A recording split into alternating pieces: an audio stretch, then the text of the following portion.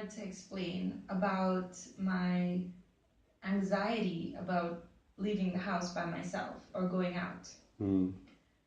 It usually happens when I have very strong feelings of being depressed or very negative thoughts about whatever situation is going on at the time.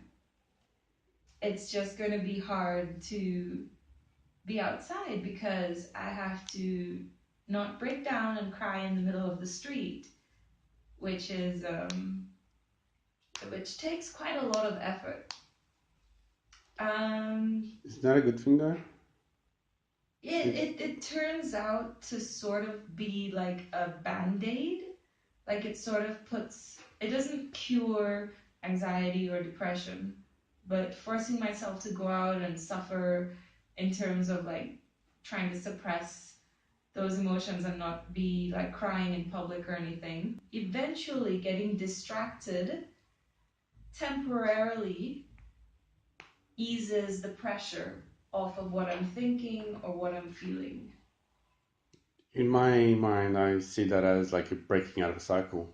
It sort of is, but that's the after. The point I'm trying to make is the anxiety that builds up with leaving the house in the first place. It's almost like that's the biggest hurdle, that's the biggest mountain. It's and just sometimes it's just too hard to do.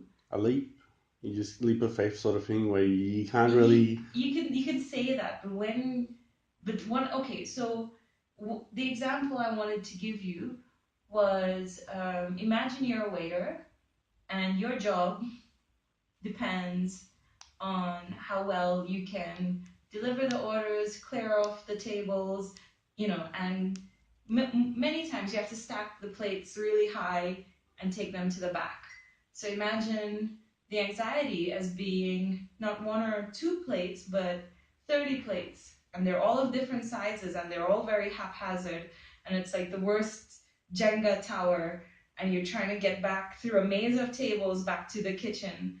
And you realize, well, can I actually take a step with this? It's just going to crash and fall down. And the pressure is just so much. Well, that's where hesitation comes in, and people do it. I mean, it's a messy life, it's a complicated life, but if you stop and think, and if that's all you do, then you're never going to stop thinking, and you're never going to get those plates delivered, and then you're going to get fired from your job. Anyway, yeah, you're going to get fired anyway. So, yeah, I mean, having anxiety also places like a lens through which you see things. You can only see things one way. Like, I'd have thoughts like, I don't want to go out by myself. I don't feel like being outside. I just want to go under the covers. And it's hard to see it from the other side. Like, oh, maybe some fresh air would be good for me. If I get moving, circulation through my body, I'm going to feel different. It's almost impossible to feel any sort of positive or anticipation for something so simple as going out. See, I keep coming back to this example of mine of, like, I read in a pamphlet sometime that if you have problems with procrastination, one way of stopping your procrastination is to actually tell yourself literally to stop doing it, like to stop procrastinating and do what you need to do. You hearing your own voice, it registers through your ears rather than you trying to tell yourself something in your mind. Okay, so what you're saying is if I'm feeling anxiety about going out, I should say out loud, I'm going to go out today or in half an hour or something like that. Because in your mind, that registers as to do, like almost like a virtual to-do list in your mind.